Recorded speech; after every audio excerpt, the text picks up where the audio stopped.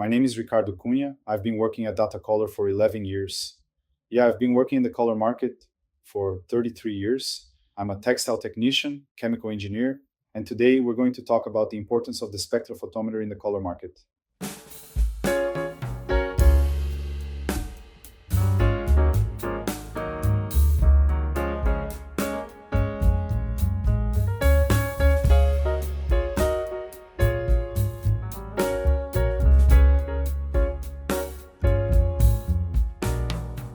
The companies usually use spectrophotometers, right, to reduce sources of error, facilitate color development, and remove subjectivity from the evaluation.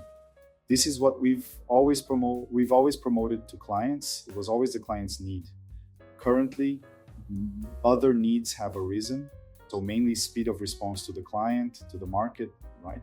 Today you have a much larger number of smaller batches, so color development has increased a lot, right? And there's a need for you to return this much faster to the client. And the subjectivity of the evaluation, right? So today you have a very high turnover of analysts. You can't even train them properly. So you have a lack of technical knowledge, right? And with spectrophotometers, you remove this subjectivity from the evaluation, right? And make it so you have greater uniformity in the analyst's knowledge. It exists, okay, but that's falling faster and faster in the market, right? Visual evaluation is generally used when you have low quality, when the quality of the finish, right, or the quality of the color isn't that important, right? So low quality, low priced products, right? But even so, the subjective evaluation of color, right, has a big impact on the results. So with the growing increasing quality in the market, the use of spectrophotometers is becoming more and more necessary. The spectrophotometer, it will mainly avoid the subjectivity of the evaluation. Okay, so when you do a color evaluation, you have three important points there, which are the object, the lighting, right, the light, and the evaluator, right, the observer. So the spectrophotometer, it will standardize the evaluation, right? So the evaluator, and it will standardize the illuminant, the light, okay? And with that, you remove all subjectivity from the evaluation. Subjectivity will mainly cause return problems, right? So the analyst will approve or reject this color. When it reaches the client will do a review, and then they reject this color, right? And the discussion goes from subjectivity to subjectivity, right? So the factory approved it visually, the client approves it, rejects it visually, and the discussion doesn't, it's word against word. So that's the main problem. It's always time to consider buying, right, a spectrophotometer. The decision to acquire a spectrophotometer, it has to be made right at the beginning, right? Because you already start doing it right from the start and it's easier for you to implement it. What defines it more is the type of equipment and the type of software you use. So it doesn't matter if you're a small company or a multinational company. When you talk about small companies, we have solutions with more affordable costs, okay, with spectrophotometers and software just for quality control. Right? And we have software that handles digital color communication, which serves sports brands, for example, okay, where you have high repeatability, high reproducibility, a much closer analysis between different spectrophotometers. The main symptoms you can use as a guide for acquiring a spectrophotometer are returns, right, and customer complaints, and extreme dependence on one or two analysts, right? So when you become very dependent on one person inside the factory, where only they approve or reject the color, right? Or when you have a lot of reprocessing inside the factory because of shade variations, those are the main points.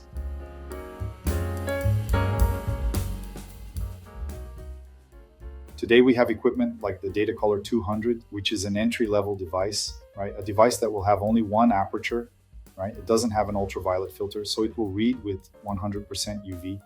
It works very well for quality control and for companies that are small, right? For color development as well. We have the Data Color 1000, which is our top of the line, which is the equipment we recommend for those who do digital color communication, which has the highest repeatability rate and the smallest difference in color reading between spectrophotometers. It has 3 apertures. We can read both reflectance and transmittance. It has an ultraviolet filter for standardization in white reading. And the SpectraVision, right, which is equipment that does a completely different reading. So they are spectrophotometers that do color separation. So you can read several of a sample with several colors simultaneously. It does this color separation. You can do both the formulation part and the quality control part. The main mistake when we see inside a factory, it doesn't matter its size, right, and the maturity you have in the market, is the lack of use of the equipment. Right? The analysts end up stopping using it over time with the lack of standardization of the samples, right? Of how to make the readings, right? And lack of standardization in the evaluation.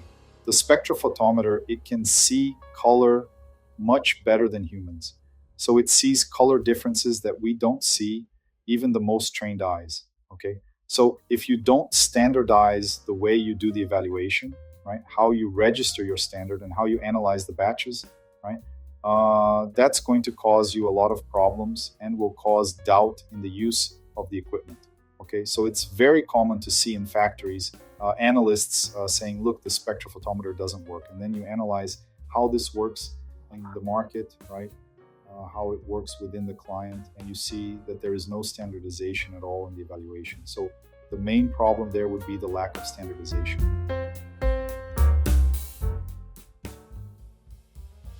Sample size, how you make the readings. So there are several parameters that you use in the spectrophotometer, such as aperture size, specular, whether specular is included, whether specular is excluded, whether it's the ultraviolet filter, whether it's with 100% UV, UV calibrated with 0% UV. Okay, so this all interferes with the evaluation results.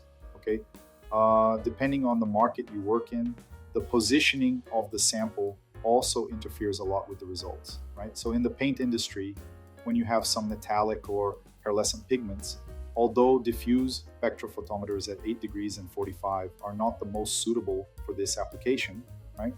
I have clients who do evaluations on this type of equipment. So when you position the sample, it will give you completely different results. This happens in textiles, this happens with plastic. Another problem is related to sample conditioning. There are materials that absorb more or less temperature, more or less humidity.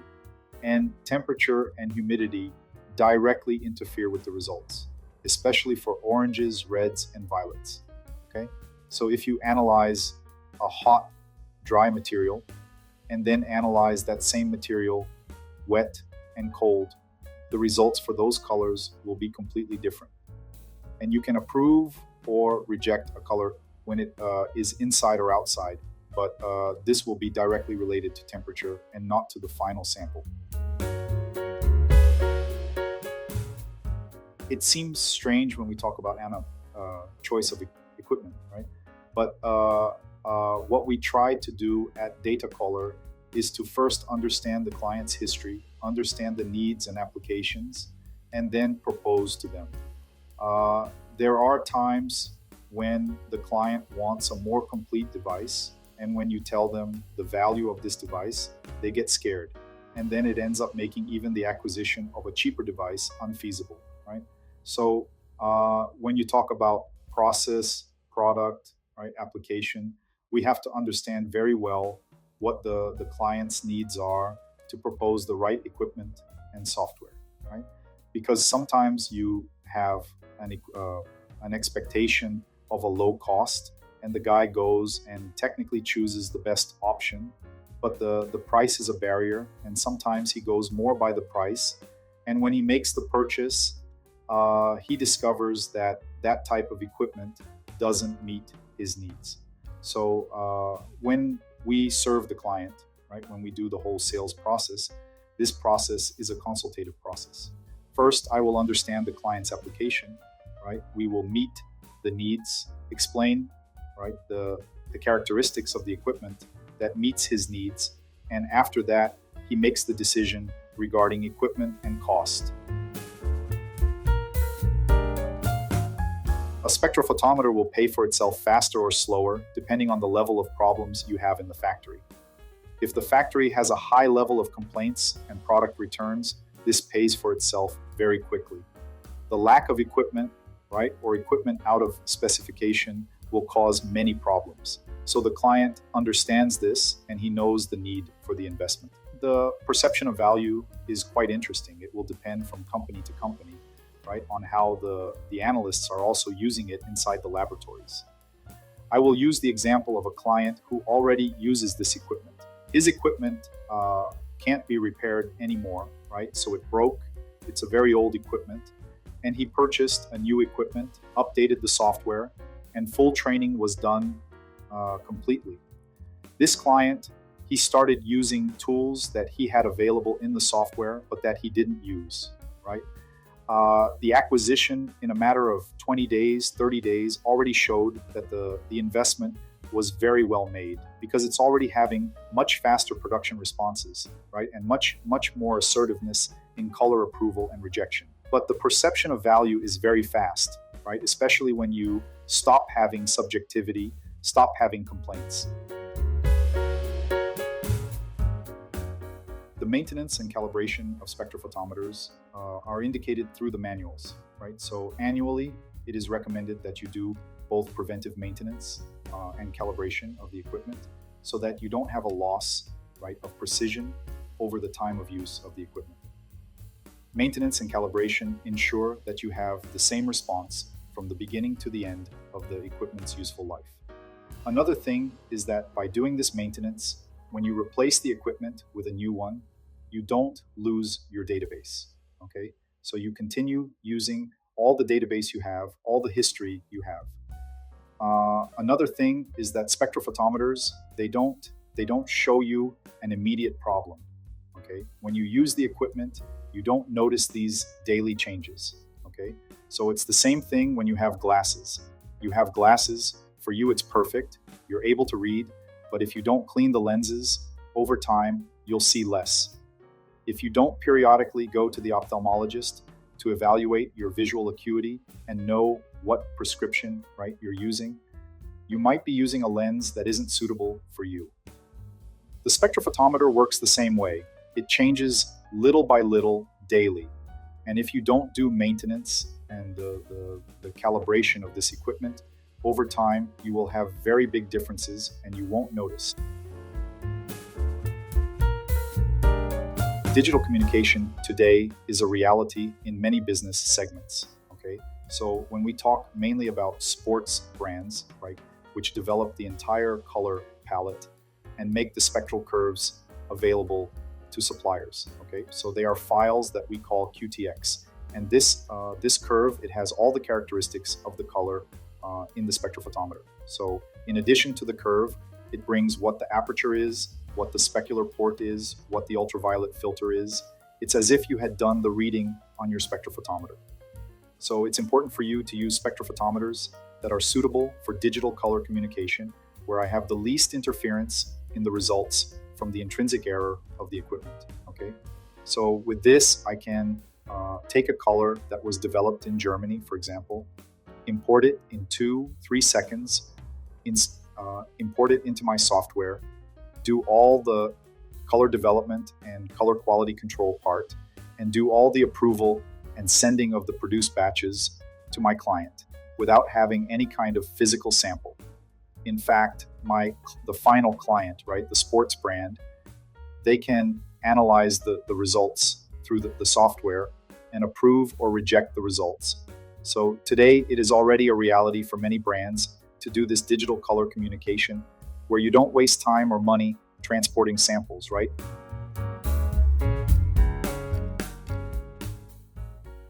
Well, when the spectrophotometer, it will transform the color, right, the light that reflects from the sample into digital information.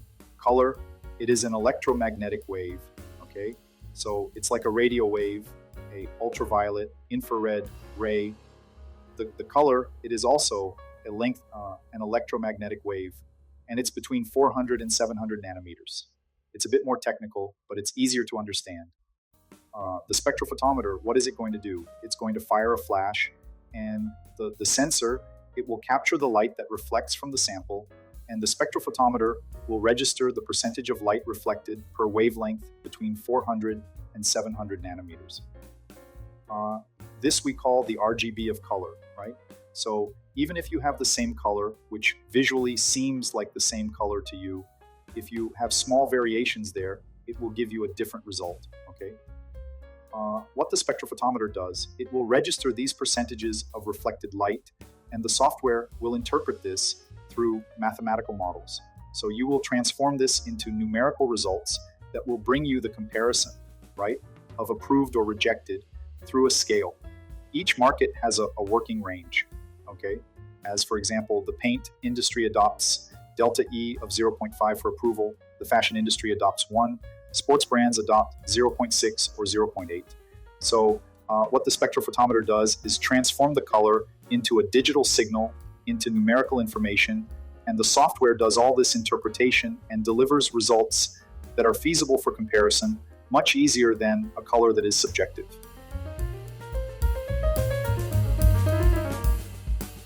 Visual evaluation, it is always welcome, right? When you have a spectrophotometer, right, a software, it will give you the results always based on numbers, right? So there is no flexibility. Those who say, look, my delta E for approval is 0.5 and I'm at 0.55. Is this approved or rejected? For the spectrophotometer, this is rejected, okay? But visually, right, this depends on the client, depends on what market it goes to. This can be approved or rejected, okay? So visual evaluation, it is never disconnected from instrumental evaluation, okay? There are some types of material where visual evaluation is welcome, right? So when you have, for example, metallic materials where the angle of evaluation is very important, right? This can be used, okay? So there are spectrophotometers for this, okay? But the spectrophotometers, they end up not being as precise when we compare them with diffuse spectrophotometers at 8 degrees or 45.0 or diffuse at 0, which is used in paper. So in this case, instrumental evaluation is important, but visual evaluation is too. Materials that are very complex, also it is recommended that you do a visual evaluation at the end as well. I invite everyone who works with the color market or who is curious to know this market better, right, to get in touch with us, right, and know better what we have, right? So the equipment, the software, and much more than that, the knowledge we have, right? So we will help you do what you do better, do it faster, and in a more objective way.